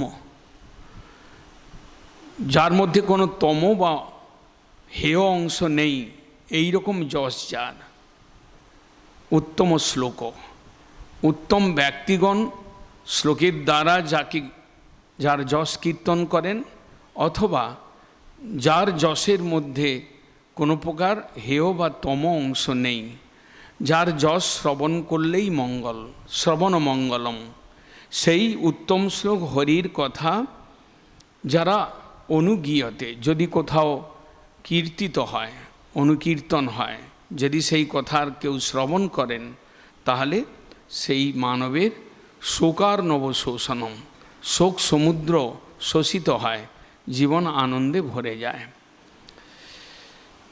ন তদ্বচ চিত্রপদং হরের যশ জগৎ প্রবৃত্তং প্রবিনীত করিচিত, তদ্ধাঙ্কতীর্থম নত হংস সেবিতম, যত্র অচ্যুত তত্রই সাধব অমলা। যদি কারো বাক্যের বর্ণন যদি হরির যশ যুক্ত না হয়, জগৎ প্রবৃত্তং প্রবিনীত করিচিত তদ্ধাঙ্ক তীর্থম, তাহলে সেই স্থান যেখানে হরি কথা কীর্তন হয় না, সেই স্থান পবিত্র হতে পারে না, পবিত্রতা লাভ করতে পারে না। এবং সেই স্থানকে ভাগবতের ভাষায় কাকের তীর্থ, কাক পক্ষী যেমন উচ্ছিষ্ট পচা সড়া দ্রব্য নিয়ে তা কী করে খেলা করে, ছড়িয়ে দেয়, আরও দুর্গন্ধকে ফেলায়, সেই রকম যেখানে ভগবানের কথা নেই, যেখানে ভগবানের প্রসঙ্গ নেই, যেখানে ঈশ্বরের গুণকীর্তন হয় না, সেটি কাকের তীর্থ বলে বলা হয়েছে। তদ বাঘ বিসর্গ জনতাঘ সম্প্লব যস্মি প্রতিন শ্লোকম অবদ্ধবত্তপি, নামানি অনন্তস্য যশঙ্কিতানি যৎ শৃণ্বন্তি গায়ন্তি গৃণন্তি সাধবা। যদি কারো বাক্যের বিন্যাস ভুল থাকে, পদে পদে অসংযত বাক্য হয়, অথচ তিনি যদি হরির সম্বন্ধেই বলতে থাকেন, তদ বাঘ বিসর্গ জনতাঘ সম্প্লব যস্মিন প্রতি শ্লোকম অবদ্ধবত্তপি, ভগবানের কথা গাইছে কিন্তু তার মধ্যে ভুল আছে, প্রতি শ্লোক সুসামঞ্জস্যপূর্ণভাবে সাজানো নেই, হয়তো ভুল পড়ছে, তথাপি যদি ভগবানের নাম তার দ্বারা কীর্তিত হয়, তাহলে শৃণ্বন্তি গায়ন্তি গৃণন্তি সাধু, সেই কথাই শোনে, গান করে, সাধুগণ সেখানেই অবস্থান করেন, সেই কথাকেই সেবন করেন। নস্কর্মপি অচ্যুত ভাব বর্জিতং ন শোভতে জ্ঞানমলম নিরঞ্জনম। বলছেন নিষ্কাম কর্ম নস্কর্মপি অচ্যুত ভাব বর্জিতম, যদি নিষ্কামভাবে আমি কর্ম করি, অথচ যদি সেটা হরিসেবায় না লাগে বা ঈশ্বরের ভাব বর্জিত হয়, নস্কর্মম অপি অচ্যুত ভাব বর্জিতং ন শোভতে জ্ঞানমলম নিরঞ্জনম, তাহলে সেটা সেই রকম কর্ম শোভা দেয় না, এবং অমল জ্ঞান সেটাও পর্যন্ত শোভা দেয় না যদি তার মধ্যে হরি ভক্তি না থাকে। কুতঃপুন সৎসদ অভদ্রম ঈশ্বরে নহি অর্পিতং কর্ম যদপি অনুত্তমম। তাহলে বলছেন কুতঃপুন সৎসদ অভদ্রম ঈশ্বরে নহি অর্পিতং কর্ম যদপি অনুত্তম। অতএব তাহলে যদি নিষ্কাম কর্ম ভগবানে অর্পিত না হয়, যদি জ্ঞান ভগবানে ভক্তিযুক্ত না হয়, সেটা যদি শোভা না দেয়, তাহলে আর ভগবানেতে কর্ম অর্পণ করে কী লাভ? তাহলে ভগবানে অর্পিত না হলেও না হয়ে যদি সেই কর্মটা নিষ্কাম হয়, তাহলে সেই কর্মের কী লাভ? নিষ্কাম কর্মেরও কোনো লাভ থাকে না যদি হরিতে অর্পিত না হয়। তাই বলছেন অবিস্মৃতি কৃষ্ণ পদারবিন্দয় ক্ষীণতি অভদ্রাণী সমং তনৌচিচ সত্যস্য শুদ্ধিং পরমাত্ম ভক্তিম জ্ঞানঞ্চ বিজ্ঞান বিরাগযুক্তম। অবিস্মৃতি কৃষ্ণ পদারবিন্দয়, যদি মানব কৃষ্ণের পাদপদ্ম চিন্তন থেকে যদি বিরত কখনো না হন, অবিস্মৃতি নিরন্তর কৃষ্ণপাদ পদ্মের চিন্তন নিয়ে কেউ থাকতে পারেন, তাহলে ক্ষীণতি অভদ্রাণী সমং তনতি, তার জীবনে সমস্ত প্রকার অভদ্র পাপরাশি ক্লেশরাশি দূর হয়ে যায় এবং তার জীবনে মঙ্গল আনয়ন করে। সমং তনচি, মঙ্গল বিস্তার করে তার জীবনে। সত্যস্য শুদ্ধিং, তার সত্তার শুদ্ধি হয় এবং পরমাত্ম ভক্তিং অর্থাৎ ভগবানে পরম ভক্তি লাভ করে তিনি জ্ঞান এবং বৈরাগ্য সেই ভক্তির সাহচর্যে লাভ করে তার জীবন পূর্ণতা লাভ করে। এইভাবে সূত গোস্বামীপাদ তিনি হরি কথার মহিমা, ভাগবতের মহিমা প্রসঙ্গে, হরি প্রসঙ্গের মহিমা তিনি বলতে বলতে পরবর্তীকালে তিনি একটি শ্লোকের দ্বারা তিনি ভাগবতের মহিমা বলছেন। কলিমল সংহতি কলন অখিলেশ হরি ঋতরত্র ন গীয়তে অভীক্ষ্ণস ইহতু পুনর্ভগবান অশেষ মূর্তি পরিপঠিত অনুপদং কথা প্রসঙ্গই। এই যে ভাগবত রূপ গ্রন্থ কলিমল সংহতি কালন অখিলেশ, কলির মল সংহার করতে, দূরীভূত করতে এই যে ভাগবত শাস্ত্রের আবির্ভাব, যেখানে হরি ইতরত্র ন গীয়তে অভীক্ষ্ণস, হরি অন্য কোনো গ্রন্থ অন্য কোনো শাস্ত্র নেই যাতে প্রতি পদে পদে হরির নাম, হরির গুণ কীর্তন, হরির মহিমা কীর্তন হয়েছে। তাই বলছেন হরি ইতরত্র ন গীয়তে অভীক্ষ্ণস, অন্যান্য শাস্ত্রে হরি নিরন্তর গীত হন নাই, হরির গান বা প্রশংসা করা হয় নাই, সেখানে ধর্ম অর্থ কামের কথা বলা রয়েছে অন্যান্য শাস্ত্রে। ইহতু পুনর্ভগবান অশেষ মূর্তি, এই যে ভাগবত শাস্ত্র এই ভগবানেরই এক মূর্তিস্বরূপ, শব্দরূপী এই ভগবানের এক অখিল মূর্তিস্বরূপ পরিপঠিত অনুপদং কথা প্রসঙ্গই। এখানে কথা প্রসঙ্গে গল্পের ছলে, আখ্যানের ছলে বা সিদ্ধান্ত বর্ণনের ছলে প্রতি পদে পদে হরি গীত হয়েছেন। পরিপঠিত অনুপদং কথা প্রসঙ্গে, অনুপদম প্রতি পদে পদে ভাগবতের হরির সম্বন্ধে কথা আমরা 7 দিন ধরে শ্রবণ করছি। কিভাবে প্রথম থেকে শেষ পর্যন্ত কিভাবে বৈরাগ্য আনয়ন করে এমন আখ্যানের মাধ্যমে হরি ভক্তির কথা, হরি গুণের কথা, হরির যশের কথা কীর্তিত হয়েছে। ইহতু পুনর্ভগবান অশেষ মূর্তি পরিপঠিত অনুপদং কথা প্রসঙ্গই। এই গ্রন্থ হরি অশেষ মূর্তি স্বরূপ, শব্দমূর্তি, যাতে প্রতি পদে পদে ভগবানের নাম, গুণ, রূপ, যশের কথা কীর্তিত হয়েছে। এই বলে সূত গোস্বামীপাদ সুখদেব গোস্বামীপাদের বর্ণনা করলেন। ত্রয়োদশ অধ্যায়ে ভাগবতের মহিমা বলছেন।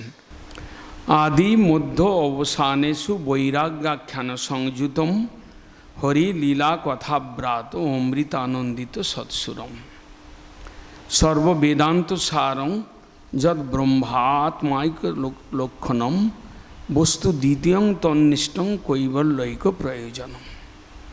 ভাগবতের আদি মধ্য এবং শেষে বৈরাগ্যযুক্ত আখ্যান বর্ণন প্রসঙ্গে হরি লীলা কথার দ্বারা অমৃত আনন্দরূপ সুরনদী অর্থাৎ গঙ্গা ধারার ন্যায় হরি কথা অমৃত প্রবাহিত হয়েছে। সর্ববেদান্ত সারং, সমস্ত বেদের সার স্বরূপ এই শ্রীমদ্ ভাগবত। যৎ ব্রহ্মাত্মৈকত্ব লক্ষণম, যেখানে ব্রহ্ম আত্মার একত্ব লক্ষণ দেখানো হয়েছে এবং বস্তু দ্বিতীয়ং তন্নিষ্ঠং কৈবল্যৈক প্রয়োজনম, ভগবান যে দ্বিতীয় বস্তুস্বরূপ, বস্তু দ্বিতীয়ং তন্নিষ্ঠং কৈবল্যৈক প্রয়োজনম, যে কৈবল্যৈক প্রয়োজনম অর্থাৎ যে কেবল ব্রহ্মস্বরূপ হওয়ার যে লক্ষণযুক্ত সেটার সেই লক্ষণ দেখানো হয়েছে ভাগবতে। পৃষ্ঠপদ্যাং পূর্ণমাসাং হেম সিংহম সমন্বিতম দদাতিজ ভাগবতং স জাতি পরমাং গতিং। যিনি আজকের দিনে পৃষ্ঠপদী পূর্ণিমা, আজকে হেম সিংহাসনে অর্থাৎ স্বর্ণ সিংহাসনে ভাগবতকে রেখে দান করেন, তিনি পরমাগতি লাভ করেন। রাজন্তে তাবৎ অন্যানি পুরাণানি শতাঙ্গনে যাবৎ ভাগবতং নৈব শ্রূয়তে অমৃত সাগরম। ভাগবত হচ্ছে অমৃত সাগর স্বরূপ। যে পর্যন্ত ভাগবত শ্রবণ না করে অন্যান্য শাস্ত্র শ্রবণ করে, সে পর্যন্ত তার শ্রবণ পিপাসা থেকেই যায়। কিন্তু যিনি একবার ভাগবত শ্রবণ করেন, তখন সমস্ত গ্রন্থ পড়বার আর বৃত্তি তার মধ্যে থাকে না। সর্ববেদান্ত সারং হি ভাগবতম ঈশ্বতে তর রসামৃত তীর্থস্য নান্যত্ব স্যাৎ রতি ক্বচিৎ। সর্ববেদান্তের সার এই শ্রীমদ্ ভাগবত, যার রসে তৃপ্ত হলে আর কোনো রস, অন্য কোনো রস বা অন্যত্র আর কোনো রস পিপাসার আর অবকাশ থাকে না।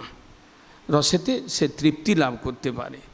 নিম্নাগানাং যথা গঙ্গা দেবানাং অচ্যুত যথা বৈষ্ণবানাং যথা শম্ভু পুরাণানাম ইদম তথা।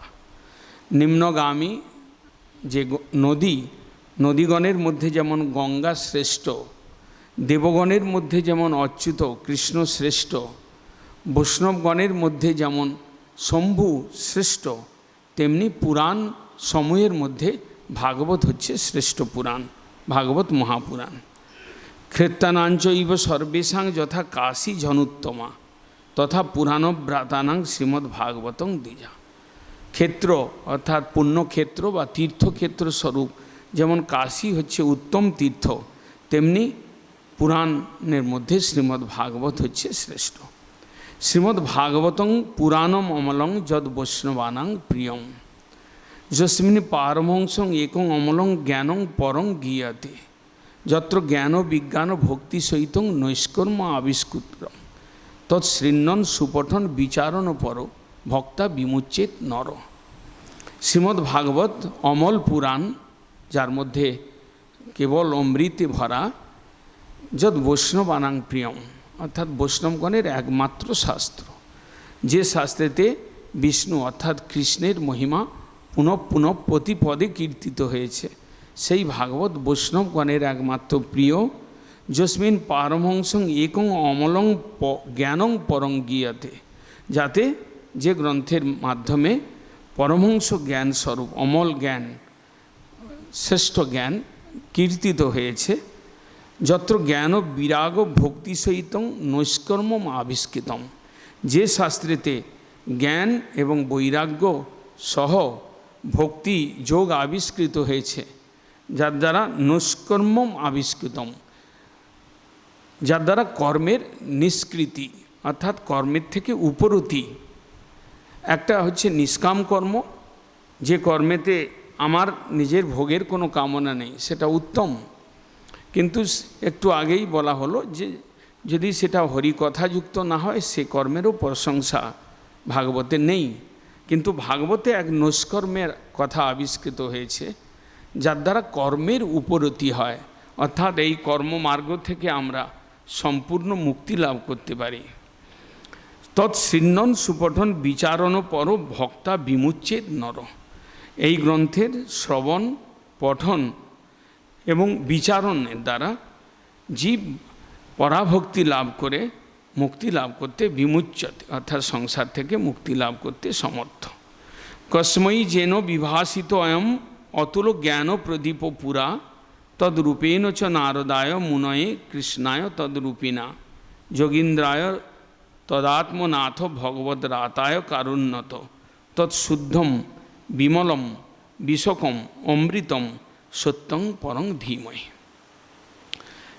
ভাগবতের প্রথম শ্লোক মঙ্গলাচরণের শ্লোকে যেমন সত্যবস্তু পরবস্তু কৃষ্ণের ধ্যানের কথা বলা রয়েছে, এখানেও শেষ পর্বেতে সুত গোস্বামী পাদ বলছেন যোগীন্দ্রায় তদাত্মনাথ ভগবদ রাতায় কারুণ্যত।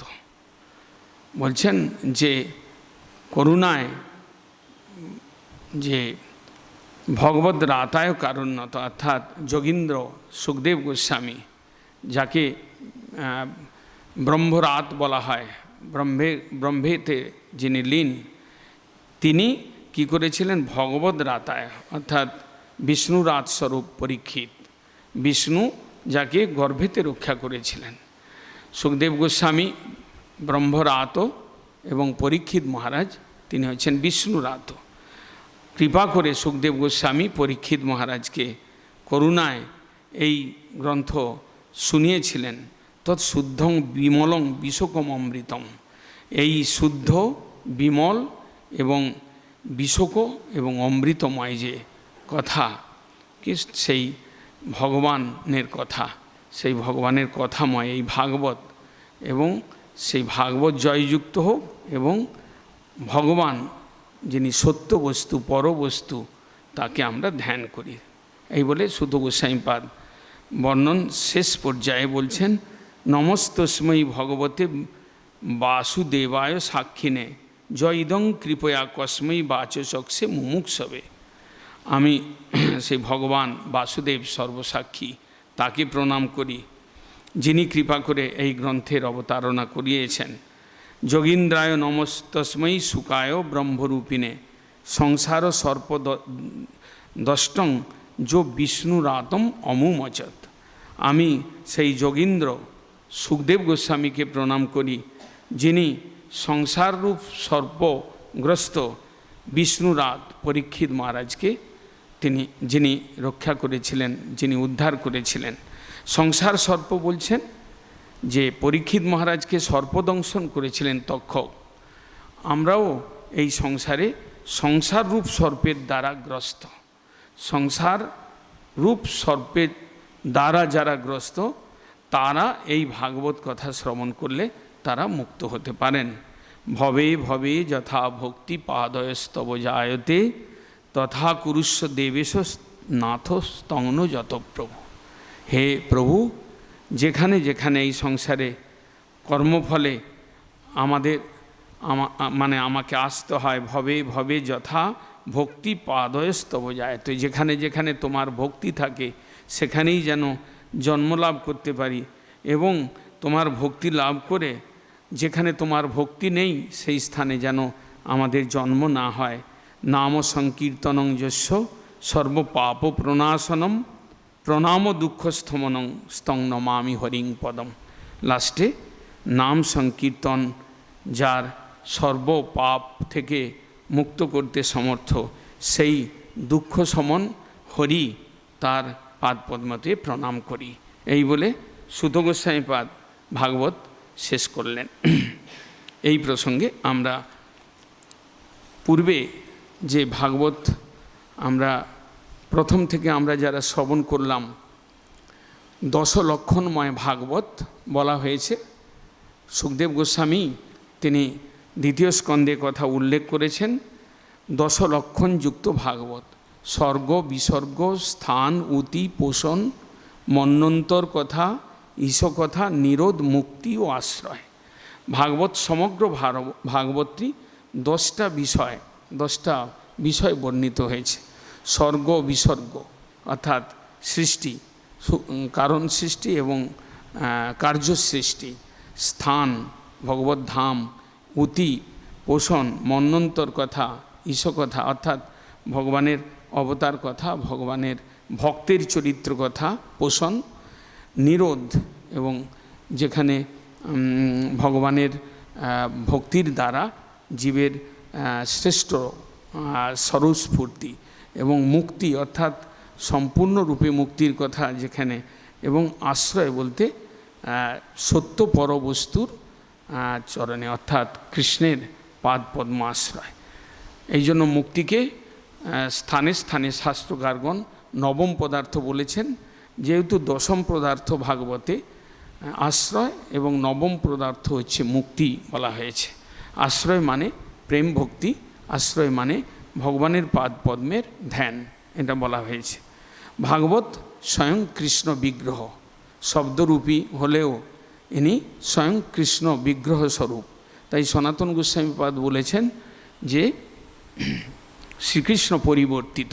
কৃষ্ণই তিনি যখন অন্তর্ধান লীলা প্রকাশ করলেন দাপর যুগের শেষে, তার পরে পরেই ভাগবত সূর্য আবির্ভূত হয়। এবং শৌনকাদি ঋষিগণ প্রশ্ন করেছিলেন, যে 6টি প্রশ্ন করেছিলেন, তার মধ্যে একটি প্রশ্ন যে কৃষ্ণ স্বধামোপগতে ধর্ম জ্ঞানাদিভি সহ, মানে ধর্মটা কং শরণঙ্গত, ধর্মটা কাকে আশ্রয় করে থাকবে? কৃষ্ণ যখন চলে গেলেন কলিযুগেতে ধর্ম কাকে আশ্রয় করে থাকবে? তখন সেইখানে সেই উত্তর প্রসঙ্গে বলা হয়েছে কলৌ নষ্ট দৃশামেশ পুরাণার্ক অধুনোদিত। কৃষ্ণ উদিত হয়েছিলেন, তিনি তার লীলার জাল বিস্তার করে, প্রেমের কথা বিস্তার করে তিনি জগৎকে পবিত্র করেছিলেন। তিনি যখন চলে গেলেন, তার কথা রেখে গেলেন, সেই কথাময় যে গ্রন্থ সেটা হচ্ছে ভাগবত, সূর্যস্বরূপ, কলিধান্ত দিতা আদিত্য। কলিরূপ অন্ধকারকে দূর করবার জন্য উদিত আদিত্য সূর্যরূপে উদিত হলেন এই গ্রন্থরাজ শ্রীমদ্ ভাগবত। কলৌ নষ্ট দৃশামেশ, কলিযুগে যেখানে মানবের দৃষ্টি নষ্ট হয়েছে, অর্থাৎ মানব তার চরিত্র থেকে শুরু করে তার বিদ্যা বুদ্ধি সব কিছু হারিয়ে ফেলেছে, মানে ভগবত জ্ঞান শূন্য অবস্থা, যেখানে কেবল থাকা খাওয়া পড়া এবং নিজের ভোগ চর্চা নিয়ে মানবের বুদ্ধিটা নষ্ট হয়েছে। সেই রকম নষ্ট দৃষ্টি সম্পন্ন, অর্থাৎ তত্ত্বজ্ঞানের অভাব সম্পন্ন। জ্ঞান হচ্ছে তত্ত্ব, জ্ঞান হচ্ছে আলোক। সেই শাস্ত্রের যে জ্ঞান সেটা হচ্ছে আলোক, এবং যে পর্যন্ত জ্ঞান মহৎ কৃপার দ্বারা জীব কর্ণে শ্রবণ করে গ্রহণ না করেন, সে পর্যন্ত তাকে তার অজ্ঞান অন্ধকারে তাকে অন্ধ হয়ে থাকতে হয় সংসারের মধ্যে। মোহ অন্ধ, যেটা মহান্ধ অবস্থা আমাদের, সেই জন্য কলৌ নষ্ট দৃশাম, অর্থাৎ কলিযুগে মহান্ধ জীব, অজ্ঞান অন্ধকার আচ্ছন্ন জীব, তাকে আলোক দেখাবার জন্য কৃষ্ণই তিনি একটা অপরিবর্তিত রূপ, শব্দ ব্রহ্মরূপে, ভাগবত গ্রন্থরূপে আবির্ভূত হলেন। কলৌ নষ্ট দৃশাম এসো পুরাণার্ক অধুনন্দিত, অর্থাৎ এই পুরাণ রূপ মহাপুরাণ, ভাগবত মহাপুরাণ রূপ সূর্য উদিত হয়ে কলিযুগের জীবকে ধর্মজ্ঞান এবং অজ্ঞান দূর করবার জন্য তত্ত্বজ্ঞান দিয়ে কলিযুগের জীব যারা এই ভাগবত গ্রন্থকে আশ্রয় করবেন, যারা ভাগবত শ্রবণ করবেন, যারা ভাগবত পঠন করবেন, যারা ভাগবতকে বিচার করবেন, তাদের ক্রমে অজ্ঞান রূপ অন্ধকার দূরীভূত হবে এবং তারা দৃষ্টি শক্তি পাবে, প্রকৃত দৃষ্টি শক্তি, ধর্মীয় দৃষ্টি লাভ করে তারা মুক্ত হতে পারবেন, এই কথা বললেন। সেই যে ভাগবত কৃষ্ণ বিগ্রহ, তার প্রথম এবং দ্বিতীয় স্কন্ধ, দ্বাদশ স্কন্দাত্মক ভাগবত। আমরা আজকে দ্বাদশ স্কন্দের কথা শুনলাম। 18,000 শ্লোকময় ভাগবত এবং দ্বাদশ স্কন্দময় ভাগবত। দ্বাদশ স্কন্দের মধ্যে প্রথম এবং দ্বিতীয় কৃষ্ণের চরণোদ্বয় এবং তৃতীয় এবং চতুর্থ কৃষ্ণের উরুদ্বয়, ভাগবতরূপী কৃষ্ণের বর্ণন করছেন। এবং পঞ্চম স্কন্ধ ভগবানের নাভি দেশ, ষষ্ঠ স্কন্ধ বক্ষ দেশ, এবং সপ্তম এবং অষ্ট দুটো ভগবানের দুই বাহু, দক্ষিণ এবং বাম বাহু সদৃশ, সপ্তম এবং অষ্টম। নবম স্কন্ধ হচ্ছে ভগবানের কণ্ঠ দেশ। দশম স্কন্ধ প্রফুল্লিত মুখকমল, বদন কমল। দশম স্কন্ধ যেখানে মুখ্যত কৃষ্ণের কথা, কৃষ্ণের লীলার কথা, ব্রজলীলার কথা বর্ণিত হয়েছে, এটা প্রফুল্লিত বদন কমল স্বরূপ ভগবান, শব্দরূপী ভগবানের।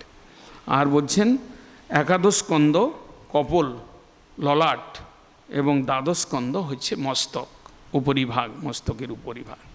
এইভাবে কৃষ্ণ বিগ্রহ স্বরূপ শ্রীমদ্ ভাগবত আমাদের জন্য আবির্ভূত হয়েছেন।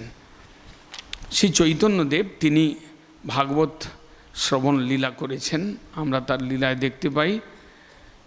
এই স্থানেরই অনতি দূরে বরানগর, যেখানে মহাপ্রভুর চরণ মানে পদাঙ্কপুত স্থান, যেখানে মহাপ্রভু গঙ্গার তীরে রঘুনাথ ভাগবতাচার্যের কাছে ভাগবত শুনেছিলেন এবং তিনি কমেন্ট করেছিলেন, শুনিয়া তাহার ভক্তি যোগের পঠন আবিষ্ট হইলা গৌরচন্দ্র নারায়ণ। চৈতন্য ভাগবতে বর্ণন রয়েছে, যেখানেই শ্যামা সখীর কুঞ্জ গৌড়মণ্ডলের অন্তর্ভুক্ত এই বরানগর এবং বাগবাজার এরিয়া, এখানেই মহাপ্রভু সেই রঘুনাথ ভাগবতাচার্যের কাছে ভাগবত শ্রবণ লীলা করেছিলেন। তাছাড়া তিনি যখন শ্রীক্ষেত্রে ছিলেন তখন সেই টোটা গোপীনাথে গদাধর পণ্ডিতের কাছে ভাগবত শ্রবণ করতেন। ভাগবত শ্রবণ করে খুব আহ্লাদিত হতেন, আনন্দ পেতেন। মহাপ্রভুর তার লীলায় এরকম দেখা যায়। চৈতন্য ভাগবতে আমরা পাই শ্রীমদ্ ভাগবতের মহিমা সম্বন্ধে, চারি বেদ দধি ভাগবত নবনীত, মথিলেন সুকে খাইলেন পরীক্ষিত। চারটা বেদ হচ্ছে দধি স্বরূপ এবং ভাগবত হচ্ছে সেই দধিকে মন্থন করে যে নবনীত মাখন, এবং মন্থন করলেন কে? সুখদেব গোস্বামী, এবং পরীক্ষিত মহারাজ সেটাকে আস্বাদন করলেন, খেলেন। মোর প্রিয় সুখ সে জানেন ভাগবত, ভাগবতে কহে মোর তত্ত্ব অভিমত। মহাপ্রভু বলছেন যে আমার প্রিয় সুখদেব তিনি ভাগবত একমাত্র জানেন, ভাগবত কহে মোর তত্ত্ব অভিমত। ভাগবতী একমাত্র ভগবত তত্ত্বকে স্পষ্ট রূপে বলেন। যেমন সচ্চিদানন্দ ভক্তিবিনোদ ঠাকুর গৌড়ীয় গুরুবর্গের অন্যতম, তিনি জানিয়েছেন যে পৃথিবীতে যত কথা ধর্ম নামে চলে, ভাগবত কহে তার পরিপূর্ণ ছলে। পৃথিবীতে যত কথা আজকে ধর্মের নামে চলছে, সব ছলধর্ম, মিছা ধর্ম এবং গৌণ ধর্ম, মিশ্রা ধর্ম, ভাগবত বলেন এগুলো সব ছলধর্ম, ছলে। ভাগবত কহে তার পরিপূর্ণ ছলে। ভাগবত এই সকল ধর্মের বাস্তব রূপকে উদ্ঘাটিত করে জীবের প্রকৃত ধর্ম কি, জীবের প্রকৃত ধর্ম যে ভগবত ভজন, হরি শ্রোতব্য হরি কীর্তি তব্য হরি ধ্যেয় পূজ্যস্য নিত্যদা, এটা ভাগবতী ডাইরেক্টলি কীর্তন করেন।